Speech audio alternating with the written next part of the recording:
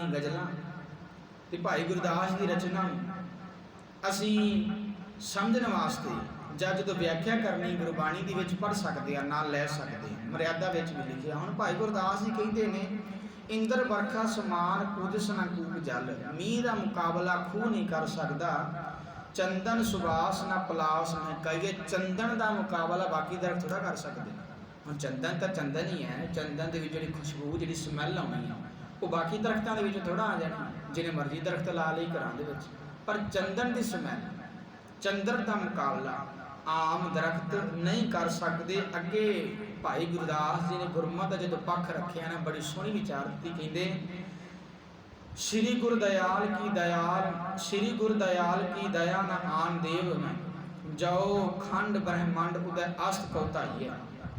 कि जेड़ा प्यार जेड़ी दयालता धन श्री गुरु ग्रंथ साहिब महाराज की पावन बाणी सानू प्राप्त होनी है ना, वो भावें जिन्हें मर्जी से ग्रंथ पढ़ लीए, वो बाकी कोई देवी देवता जिहड़े मन्ने जाते हैं 33 गुण जो कोई भी है, वो दयालता वो प्यार है जिहड़ा वो कोई होर दूजा नहीं दे सकता। भावें सवेर तो लैके शाम तक भावें धरती का भ्रमण कर लीए, जिन्ना चिर मर्जी घूमते रहिए, पर जिहड़ी दयालता जिहड़ा प्यार गुरु ग्रंथ साहिब महाराज की पावन बाणी विच मिलना है ना, ये प्यार सानू कितों भी प्राप्त नहीं हो सकता। हुण गुरु नानक साहिब महाराज जी कहते हैं सतगुरु वड्डा कर सलाई है। गुरु नूं वड्डा क्यों आखिया? क्योंकि गुरु भुलिया इहनूं सीधे रस्ते पा रहा। गुरु ग्रंथ साहिब महाराज के बराबर के विचार कोई नहीं। भाई गुरदास जी ने आख्या श्री गुरदयाल की दया न आन दे में जो खंड ब्रह्मांड उदय अस्त लोताई है, जिन्हें मर्जी भाउंदा फिर भटकदा फिर, पर गुरु ग्रंथ साहिब महाराज जी के बराबर की विचार तेन कितों भी प्राप्त नहीं होनी। कई ने धक्के खा के वेखे, बड़ी दूर दूर जाके अखीर दे विच फिर आके गुरु ग्रंथ साहिब महाराज का आसरा लिया कि तुहाडे बराबर के विचार किते नहीं है।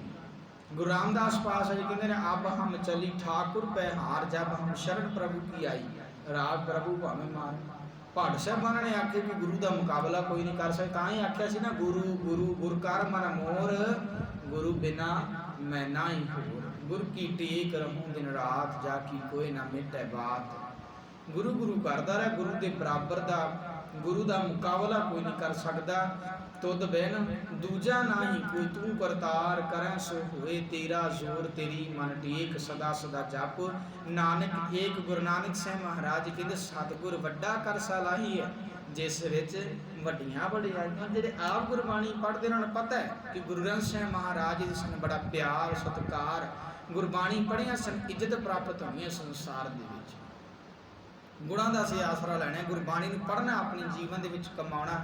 पर जिन्होंने कभी गुरबाणी पढ़ी नहीं उन्होंने सामने भावें जिन्हें मर्जी कच घट गल्लां कहानियां सुनाई चलो, भावें कच्ची बाणी पढ़ी चलो, उन्होंने थोड़ा पता लगना। पर जिहड़े आप गुरबाणी पढ़ते हैं उस शब्द सुनते सारे दस देंगे ने कि ये मेरे गुरु की बाणी है तो आ कच्ची बाणी है जिहड़ी मैनूं सुनाई जा रही है।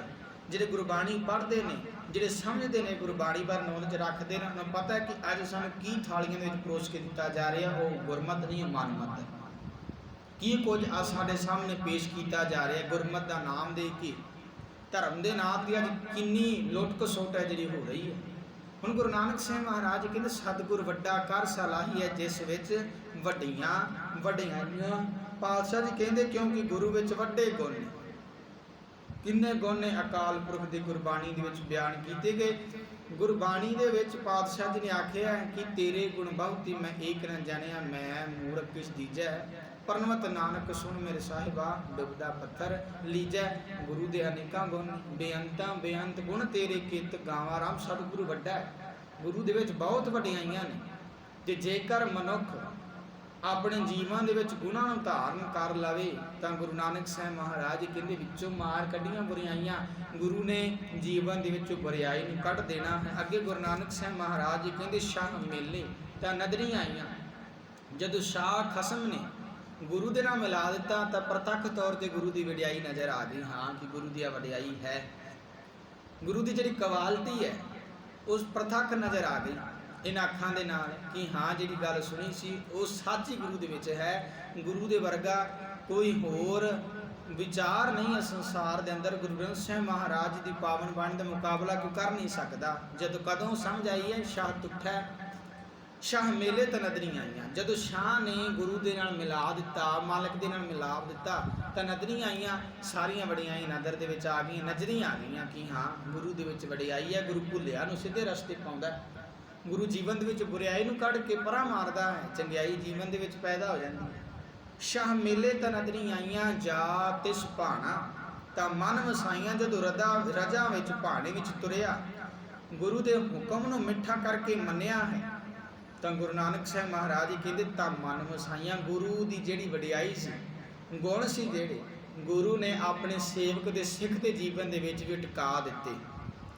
ਜਾਂ ਤਿਸ ਭਾਣਾ ਤਾਂ ਮਨ ਵਸਾਈਆਂ। ਜਦੋਂ ਹੁਕਮ ਦੇ ਵਿੱਚ ਚੱਲਣਾ ਸ਼ੁਰੂ ਕੀਤਾ ਤਾਂ ਗੁਰੂ ਨਾਨਕ ਸਾਹਿਬ ਮਹਾਰਾਜ ਜੀ ਕਹਿੰਦੇ ਜਾਂ ਤਿਸ ਭਾਣਾ ਤਾਂ ਮਨ ਵਸਾਈਆਂ। ਜਿਵੇਂ ਬੱਚਾ ਸਟੂਡੈਂਟ ਟੀਚਰ ਦੇ ਕੋਲ ਪੜ੍ਹਨ ਲਈ ਜਾਂਦਾ, ਟੀਚਰ ਕਹਿੰਦਾ ਕਿ ਜਿੰਨਾ ਕਿ ਮੇਰੇ ਕੋਲ ਗਿਆਨ ਹੈ ਮੈਂ ਤੈਨੂੰ ਦੇਣ ਦੀ ਕੋਸ਼ਿਸ਼ ਕਰਾਂਗਾ, ਜਿੰਨਾ ਕੁ ਮੇਰੇ ਕੋਲ ਨੌਲੇਜ ਹੈ ਮੈਂ ਤੈਨੂੰ ਦਿਆਂਗਾ, ਪਰ ਉਹਦੇ ਵਾਸਤੇ ਤੈਨੂੰ ਤੁਰਨਾ ਪੈਣਾ, ਪੜ੍ਹਨਾ ਪੈਣਾ।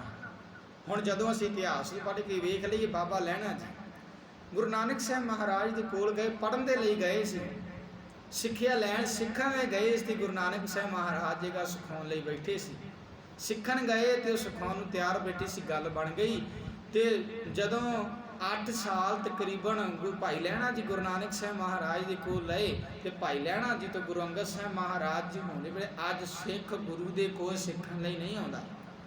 ਇਹ ਤਾਂ ਸਾਡੀ ਧਰਮਸ਼ਾਲਾ ਸੀ, ਇਹ ਸਾਡੀ ਪਾਠਸ਼ਾਲਾ, ਸਤਸੰਗਤ ਸਤਿਗੁਰ ਚਟਸਾਲ ਹੈ, ਜਿੱਥੇ ਹਰ ਗੁਣ ਸਿੱਖਾਂ, ਇੱਥੇ ਗੁਣ ਸਿੱਖਣੇ ਸੀ। ਗੁਰੂ ਦੇ ਕੋਲ ਆ ਗਏ ਸੀ, ਇਹ ਗੁਰੂ ਸਾਡਾ ਟੀਚਰ ਸੀ, ਅਸੀਂ ਵਿਦਿਆਰਥੀ ਬਣ ਕੇ ਆਉਂਦੇ। ਪਰ ਅਸੀਂ ਹੋਰ ਹੀ ਕੋਈ ਇੱਥੇ ਕਾਰਾਂ ਚੁਗਲੀ ਨਿੰਦਿਆ ਕਰ ਲਈ, ਇੱਧਰ ਉੱਧਰ ਦੀਆਂ ਗੱਲਾਂ ਕਰ, ਟਾਈਮ ਪਾਸ, ਕੋਈ ਵਾਲ ਛਲ ਘਰ ਝੱਤ ਕੱਢ ਦੇ, ਫਿਰ ਜਾਏ ਬਹਿ ਕੁੜਿਆਰਾਂ ਪਾਸ, ਇੱਕ ਫੋਰਮੈਲਿਟੀ ਪੂਰੀ ਕਰਨ ਆਉਣੇ ਆ। ਪਰ ਗੁਰੂ ਨਾਨਕ ਸਾਹਿਬ ਮਹਾਰਾਜ ਜੀ ਕਹਿੰਦੇ ਸਤਿਗੁਰ ਵੱਡਾ ਕਰ ਸਲਾਹੀ ਹੈ, ਜਿਸ ਵਿੱਚ ਵੱਡੀਆਂ ਵਡਿਆਈਆਂ। ਸ਼ਾਹ ਮੇਲੇ ਤਾਂ ਨਦਰੀ ਆਈਆਂ, ਜਾਤ ਸੁਭਾਣਾ ਤਾਂ ਮਨ ਵਸਾਈਆਂ।